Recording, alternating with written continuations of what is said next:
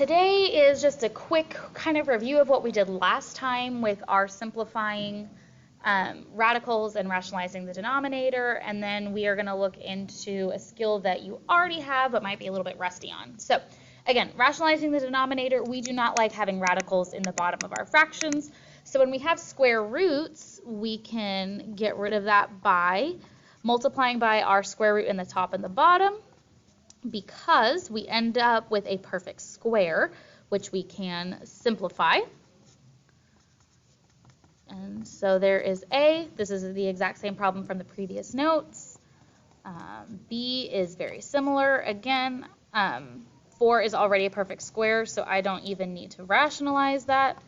I'm just simplifying. C is where we start to run into something kind of different. We have a fifth root.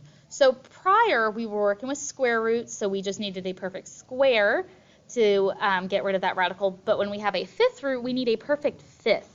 So what I'm going to do is rewrite 16 as an exponent. So this is 4 squared, or 2 to the 4th power. So I have the fifth root of 2 to the 4th power, and in order to get a perfect fifth, what I would need to multiply it by is 2 to the 1st power. So I'm going to do that in the top and the bottom. 10 fifth root of 2. That's going to give me the fifth root of 2 to the 5th, which is 2. And again, that will simplify. So that is C, and I know I'm running into part of D, but there is C simplified. Now let's look at D, and I'm going to put just a little sticky note over this so that I have more space to work with. I have a cube root in my denominator, so I need a perfect cube to rationalize that.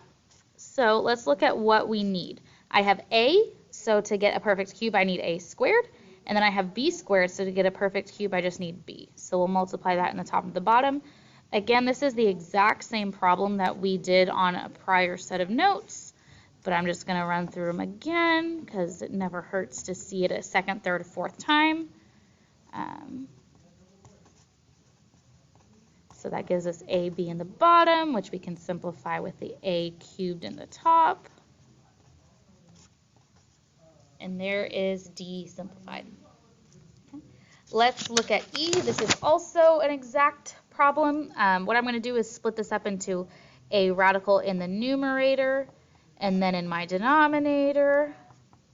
And let's start simplifying these radicals. So perfect square from 12 is 4. That leaves us with 3. I can take out an x squared, leaving us with x, and y to the 4th is a perfect square.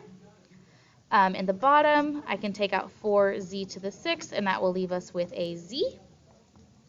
So 2xy squared, square root of 3x, over 2z cubed, square root of z. I want to get rid of that z in my denominator, square root of z.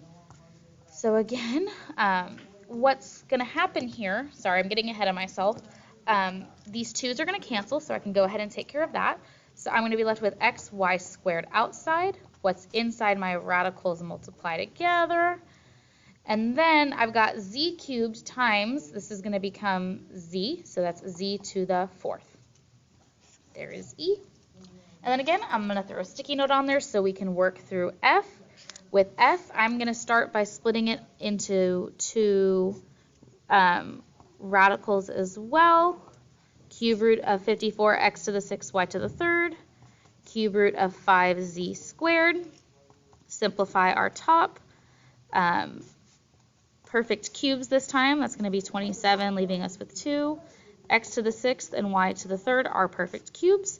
And in the denominator, I do not have any perfect cubes. So simplifying this will give me 3x squared y, cube root of 2, over cube root of 5z squared. Now, to rationalize that denominator, if it's a cube root, I need perfect cubes. So to make that happen, I'm going to need 5 squared, z.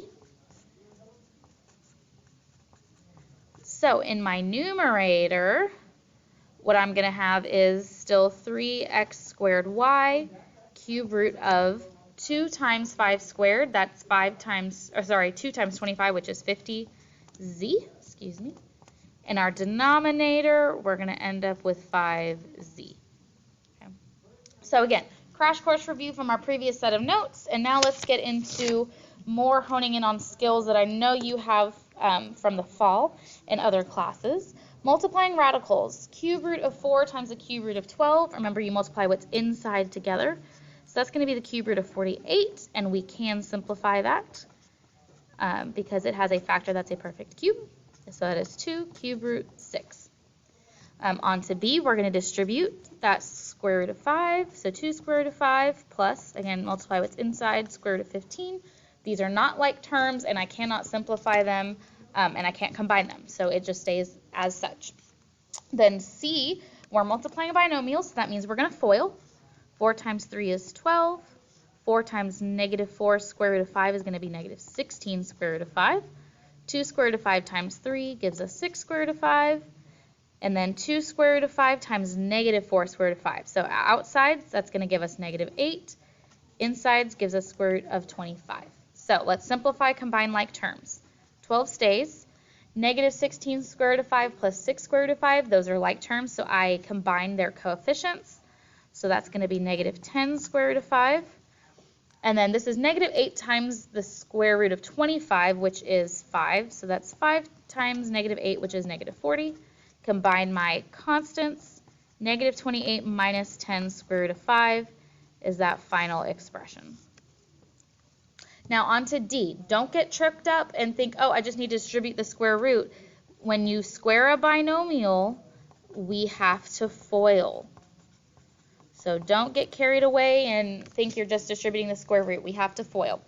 So that's going to give me the cube root of 4x squared plus 5 cube root of 2x plus 5 cube root of 2x plus 25. Now this cannot be simplified. None of 4's factors are perfect cubes. X squared is not a perfect cube, so that doesn't change. I can combine my middle terms, add my coefficients, so I get 10 cube root of 2x, and then 25 stays the same, and I cannot combine this any further. It stays as those 3 terms because they are not like, I can't combine them or simplify them further. All right, let's look at E. We are simplifying here. So negative 2y stays, and then I want to reduce this radical. So that's going to give me 4y squared, leaving me with 3y inside over 8y. So negative 2y plus 2y square root of 3y over 8y. So don't think that these are like terms. This is the coefficient on the 3y. But I can take out a GCF of negative 2y, and that leaves me with 1 minus square root of 3y over 8y. And so we can reduce that, so that's y. And then negative 2 and 8, if you divide those, that will leave us with 1 minus square root of 3y over negative 4. All right, on to the back, and this is where we are going to be still rationalizing our denominator using the conjugate. Now, this is something we have looked at before, but it's been a while, so you might be kind of rusty on it. When we are adding or subtracting something in our denominator, the conjugate is just the opposite operation. So if you were adding 2, your conjugate would be subtraction. If you were subtracting 2, your conjugate would be addition. So identifying it is pretty straightforward. So like this one, our conjugate would be 2 minus the square root of 5, square root of 7 plus the square root of 6, square root of x plus 4. So identifying the conjugate is the easy part, but when we're multiplying, we're FOILing. So let's go through on F and practice this. It's going to give us the square root of 36 minus 10 square root of 6 plus 10 square root of 6 minus 100. So that's going to give us 6. And the nice thing about when we multiply by our conjugate is that our middle terms cancel. And so that's how we're getting a simplified expression. Okay, on to G. Square root of 4u squared plus square root of 6u minus square root of 6u minus square root of 9. Again, middle terms cancel. 2u minus 3. So it's not always a whole number, but it's a much prettier, simpler expression. All right, so how do we do this in action when we have it in the denominator? So first, identify your conjugate. 3 plus square root of 7, our conjugate is going to be 3 minus the square root of 7. If we multiply it in the bottom, we also need to do it in the top. So distribute. I'm going to get 6 minus 2 square root of 7 over. Now, again, we're foiling, and if you already know that the conjugate is going to cancel your middle terms, don't even bother writing it down if you're that far ahead. But we are going to get negative 3 square root of 7 plus 3 square root of 7 minus square root of 49. Now let's simplify. Top stays the same. Middle terms cancel. 9 minus the square root of 49 is 7, so that's 9 minus 7, which is 2. And now we can simplify both of our coefficients in the top. So 3 minus the square root of 7 is the final answer. All right, let's look at I. My conjugate is going to be square root of 2 minus the square root of 3. I multiply that in the top and the bottom. So 6 square root of 2 minus 6 square root of 3 in our numerator.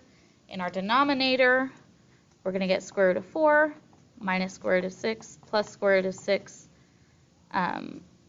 minus square root of 9. So again, middle terms cancel. And in the bottom, I'm going to get the square root of 4, which is 2, minus the square root of 9, which is 3. So 2 minus 3 is negative 1. So that's just going to change the sign of our coefficients in the top. So negative 6 square root of 2 plus 6 square root of 3. All right. 2 more of this type. Again, multiplying by our conjugate in the numerator and the denominator. So 8 plus 4 square root of 3. Again, my middle terms are going to cancel, so I am just going to stop writing them down altogether. So that is 8 plus 4 square root of 3 over 4 minus the square root of 9 is 3, so that's 4 minus 3, which is 1. So that's just 8 plus 4 square root of 3. All right. So this is division, which means we can rewrite it as a fraction. So multiply by our conjugate, but I have a binomial in the top, which means we're going to have to FOIL twice. So this one's going to get kind of involved, but I promise it's not too bad. Square root of x times 2 square root of x, it's going to give us 2 square root of x squared plus square root of x minus 10 square root of x minus 5. There's all of our top. Then in the bottom, I get 4 square root of x squared. My middle terms are going to cancel, so I'm just going to take a look at then minus 1. So let's simplify our top combined like terms. I get 2x square root of x minus 10 square root of x gives us negative 9 square root of x and 5. Then in the bottom, we get 4x minus 1. Nothing else can be simplified or combined. And you know how to do a problem like L, so I'm not even going to work it out. But that is sufficient for you to finish your homework and to study for your test.